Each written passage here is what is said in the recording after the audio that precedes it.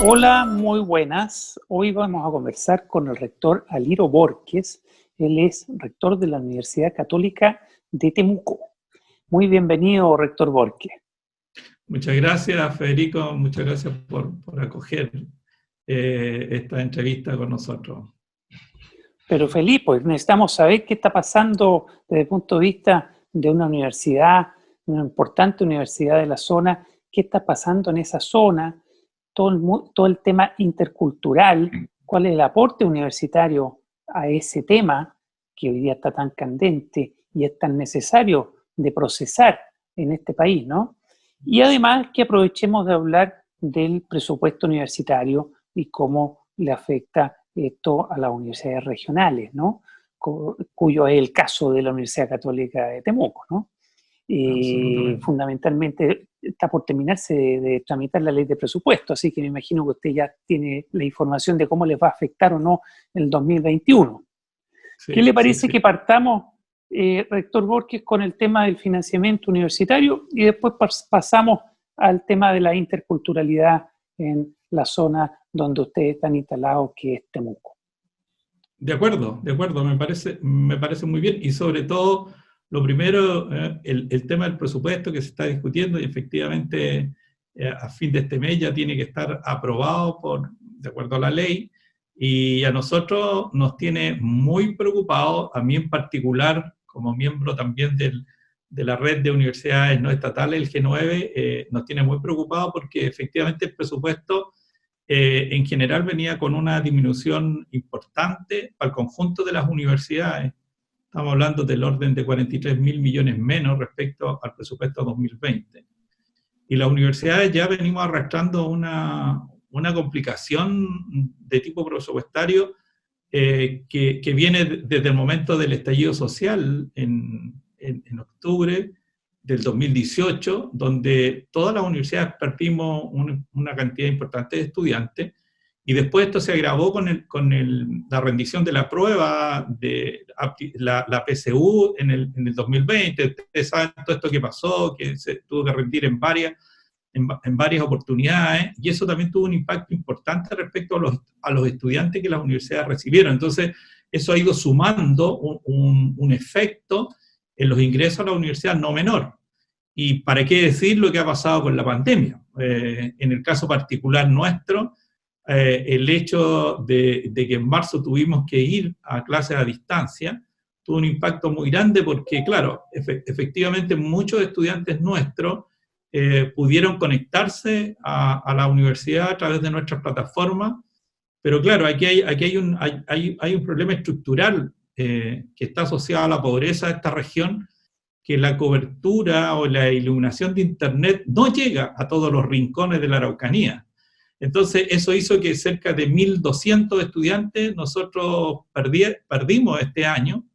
La mayoría de nuestros estudiantes están en gratuidad, estamos hablando del orden del 70% de los estudiantes, porque a nuestra universidad vienen a estudiar los estudiantes de los primeros 6 deciles de ingresos económicos, y eso significa que estamos hablando de estudiantes muy pobres. O sea, si uno mira en el sexto decil, estamos hablando una renta tal vez del orden de 500 a 600 mil pesos de una familia. Entonces, indudablemente son estudiantes que tienen mucha dificultad y además viven en zonas, digamos aquí son 32 comunas, en zonas rurales donde no hay cobertura de Internet. Y eso tuvo un impacto muy importante para nosotros. Y ahora ese impacto, por eso digo, estos son efectos acumulados. Este se suma a un presupuesto que viene reducido. Particularmente a nosotros, el impacto que está teniendo la presupuestación de este año, estamos hablando del orden de casi 1.500 millones menos, y a eso uno le suma el efecto de la propia Ley de Educación Superior, que en su artículo 108 limita los aportes de gratuidad más allá de la duración nominal de la carrera. Los estudiantes que nosotros tenemos no terminan en los 4 años, no terminan en los 5 años, ni siquiera en las universidades más desarrolladas, más grandes, ocurre eso. Menos podríamos esperar que ocurriese que un estudiante terminara en el valor nominal. Y eso hace que la universidad no le puede, el estudiante primero no tiene gratuidad y la universidad solamente le puede cobrar el 50%. Entonces, el cobrar el 50% suma también un efecto de déficit en los presupuestos universitarios. Por lo tanto, si el presupuesto se llegase a aprobar de la manera que está planteado, va a ser muy complicado para todas las universidades y particularmente las de regiones extremas aún más. Ahora, en estos últimos días ha habido un fuerte compromiso con varios senadores y diputados buscando corregir y poder recuperar estos montos que han sido descontados a las universidades. Yo tengo la esperanza que hemos avanzado en estos días, pero el tiempo juega en contra. Este presupuesto tiene que estar el 30 aprobado, y lo que estamos haciendo es un esfuerzo grande entre rectores y parlamentarios que han entendido que el desarrollo del país, el desarrollo equilibrado territorialmente, pasa también por tener universidades, ¿no es cierto?, que tengan la capacidad de desarrollarse desde regiones. Así que estamos en un momento complejo, difícil, y yo tengo la esperanza que se puedan revertir estos montos y que a lo menos a la universidad se les pueda garantizar el presupuesto 2020. Yo entiendo que tenemos una situación difícil económica en el país, y la universidad lo sabe más que nadie porque han sido los que han salido a apoyar frente a esta crisis sanitaria con laboratorio, con capital humano. Entonces, la universidad, junto con tener presupuestos más bajos, no han dejado de hacer el aporte que deben hacer a la sociedad desde las regiones particularmente. Les es mucho más difícil, pero lo han hecho. Sobre eso quería preguntarles, antes de ir a lo de la interculturalidad, rector, porque ¿cuál es el aporte, en pocas palabras, el aporte de las universidades regionales? ¿Por qué hay que preocuparse de las universidades regionales y entregar el dinero necesario para que puedan vivir? ¿Cuál es el aporte? Bueno, yo creo que una universidad tiene sentido en regiones si es capaz de responder a las necesidades del territorio. Y yo creo que las universidades regionales así lo hacen, están focalizadas en poder responder a esas necesidades del territorio, están sumidas en los problemas propios del territorio. Por ejemplo, nosotros tenemos un problema de inequidad social tremendo en la Araucanía. Si la Universidad Católica no estuviera generando mayor acceso, con problemas de acceso inclusivo, aquí habrían cientos y miles de jóvenes que no tendrían ninguna oportunidad de estudiar en una universidad, porque ya les es difícil llegar a la universidad en una capital regional. Imagínense usted lo que significa poder llegar a estudiar a una universidad de la capital. O sea, no se puede entender un país desarrollado, equilibrado territorialmente, si no tienes universidades que estén preocupadas de hacer un aporte en la formación de personas, en una investigación pertinente, en aportar en el vínculo con la sociedad, en estar atento a los problemas sociales que vive y cómo su académico y su personal altamente calificado tiene que estar respondiendo a esas necesidades. No tendrían sentido una universidad en regiones que intentara hacer lo mismo que hace una universidad en Santiago. Entonces, si nosotros creemos que Chile se merece ser un país que se desarrolle territorial, que tenga un desarrollo equilibrado territorialmente, tienen que haber universidades regionales, tiene que haber capital humano avanzado en regiones. De otra manera, vamos a crear, hay una alegoría que hace Enrique von Baer. Él dice, y muestra un dibujo de un dinosaurio que representa el país, donde la parte más alta, digamos, del tórax de este dinosaurio representa la capital, y después la cabeza y la cola son las regiones. Pero uno no puede entender un país de esa manera. O sea, yo creo que las necesidades de la gente de las regiones más extremas son tan importantes como las necesidades de las personas que están en la capital. O sea, uno no puede entender que se creen estos monstruos, ¿no? Sí, rector, porque sigamos por esa línea. Vámonos al tema intercultural, que ahí la Universidad Católica de Temuco, en Temuco, zona de la Araucanía, la zona de mayor pobreza en Chile, cruzada por el tema de las reivindicaciones mapuche y el intento, el empeño por su reconocimiento como pueblo. Es decir, Usted está en la capital de la Araucanía. ¿Cuál es el aporte de la Universidad Católica de Temuco ahí, en la capital de la Araucanía, vinculado con el tema de la interculturalidad? Sí, bueno, yo lo primero diría que efectivamente la universidad durante sus 60 años ha hecho un esfuerzo importante por reconocer y valorar el tema de los pueblos originarios. Y cuando hablamos de interculturalidad, estamos hablando de poder entender una interculturalidad verdadera, ¿no? No la que declaramos, ¿no? No la que a veces se declara, no, si tratamos de ser un país intercultural, pero que la verdad no somos. O sea, las personas que verdaderamente hacen una interculturalidad son los mapuches, y no los no mapuches. Y el mapuche tiene mucha razón cuando dice que él es intercultural, porque él ha aprendido la lengua, ha aprendido las costumbres, y por el contrario, nosotros a veces mantenemos un discurso de hablar de interculturalidad cuando efectivamente no es así. Entonces, nosotros hacemos un esfuerzo grande, primero, en valorar la cultura y el conocimiento. Nuestras investigaciones están focalizadas ahí. ¿Cómo valoramos la cultura, no es cierto, y el conocimiento? El tema de, en Mapudungun se dice el mapuche quimun. O sea, el conocimiento mapuche es tan verdadero, es tan propio de la cultura como lo es el conocimiento occidental que nosotros manejamos. Y no podemos, digamos, decir que el otro no es un conocimiento.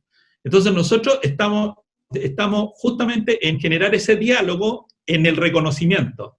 O sea, lo que tú dices y conoces es tan válido y cómo logramos entendernos, ¿no? Cómo logramos reconocernos. Yo creo que ese es la primera. Y todas las investigaciones que la universidad hace en este ámbito buscan en valorar y reconocer ese conocimiento cultural. Ahí hay un esfuerzo tremendo de muchos años de estudio que no han sido fáciles, porque ha costado que nosotros que podamos tener esta mirada desde la cultura, desde dentro de la propia cultura, desde dentro del propio mundo mapuche. Y eso es un esfuerzo grande. De hecho, la universidad hace muy poquito tiempo creó un instituto que se llama Tañín Pehuán, y seguramente tendremos la oportunidad de conversar un poco más en detalle, pero Tañín Pehuán es un instituto de estudios avanzados que justamente lo que busca es valorar el conocimiento mapuche, el mapuche quimun. Decir, mira, el mapuche quimun es tan valioso como el conocimiento occidental que nosotros cultivamos y pueden dialogar. Pero yo dialogo cuando yo te reconozco a ti. O sea, no puedo dialogar si yo no reconozco como lo tuyo verdadero y legítimo. Y eso es lo que hace el instituto. Y está integrado por un directorio donde la mitad del directorio son sabios mapuche y la otra mitad son intelectuales no mapuche. Y lo que estamos tratando de buscar de cómo vamos legitimando ese conocimiento. Ayer tuvimos un seminario muy interesante que tenía que ver con la mirada que los mapuches, a raíz de lo que tenemos luego un evento astronómico importante que se vivirá en la Araucanía, como es el eclipse de sol. Entonces la pregunta, bueno, ¿cómo los mapuches miraban y cómo entendían los eclipses? Entonces uno no puede minimizar la comprensión intelectual que tenían los mapuches para decir, no, es que ellos lo miran desde el punto de vista de la superstición. O sea, ¿por qué uno deslegitima un conocimiento que tiene que ver cómo ellos miran, ¿no es cierto?, la naturaleza? Y ahí está yo diría, la clave de cómo podemos generar un diálogo rico, fecundo, cuando yo reconozco al otro como un legítimo, como uno válido, y no como un inferior. Y lamentablemente nosotros, el problema que vive la Araucanía, pasa también por un problema de discriminación y racismo. Porque como este es distinto a mí, yo lo veo como un inferior. Y esa es la mirada que tenemos los chilenos incluso con los inmigrantes. Lamentablemente es la misma mirada. ¿Ah? Porque es de color distinto, ya lo miro como que uno que es inferior a mí. Entonces, mientras no logremos entender o reconocer al otro como un igual que yo, vamos a tener este problema. Y la mirada intercultural va hacia allá, una mirada verdadera, que yo, tal como tú me reconoces a mí, yo te reconozco a ti. Y ahí está todo nuestro perdón, trabajo de investigación. Hemos escrito, hace poquito nomás se publicó un libro muy importante en Alemania, en Springfield, de toda la investigación que la Universidad Católica de Temuco ha hecho en este ámbito, en el ámbito de los estudios interétnicos e interculturales. Interesante, rector Borges. Muy interesante en este país que estamos tratando, tanta gente, ¿no? Está tratando de reconstruirlo, reinventarlo, ¿no? Un proceso constituyente donde se entienda que es un país plurinacional, ¿no? Donde hay otros que también son parte de, ¿no? Y no son otros ajenos e inferiores, a propósito de lo que usted dice. Así que le deseo mucho éxito y que sigan en esa vía, porque hay mucho que entregar, pues, desde ahí, de Temuco, su universidad, la Católica de Absolutamente. Bueno, nosotros vivimos como universidad con una mirada puesta en el problema que está, el problema de violencia que ocurre, el problema de la discriminación, el problema de la pobreza, y el problema político de buscar una solución viable y verdadera para un pueblo que ha sido castigado históricamente. O sea, llevamos 140 años de la ocupación donde exterminamos una sociedad. Y hay que partir, y un buen punto, porque hay que partir nombrando las cosas lo que son, ¿no? Sin eufemismo. Ocupación. Así es. Así es. O sea, no pacificación yo a veces de la Araucanía. Sí, cuando escucho a veces a algunos políticos y a veces escucho a otros y digo yo, sí, efectivamente comparto mucho, no quiero referirme a nombre, pero aquí hay un problema político, histórico, que no se ha resuelto. ¿Ah? Entonces, no es un problema de que tenemos que construir más caminos, ¿no es cierto?, que tenemos que llevar más agua. Yo creo que hay un problema más profundo de un reconocimiento, de intentar aniquilar a otro pueblo. Y tenemos que partir diciendo las cosas como son, porque cuando intentamos eso, vamos a generar caminos de diálogo para llegar a un entendimiento tan necesario para el desarrollo de esta región. Así es, rector Borges. Yo creo que esta primera conversación entre nosotros ha sido bien injundiosa. Vamos a dejar los otros temas para próximas conversaciones. Muchas gracias, que tenga un muy buen día. Ya, pues muchas gracias, Federico. Ha sido un gusto conversar con usted. Que esté muy bien. Gracias. Chao. Hasta luego.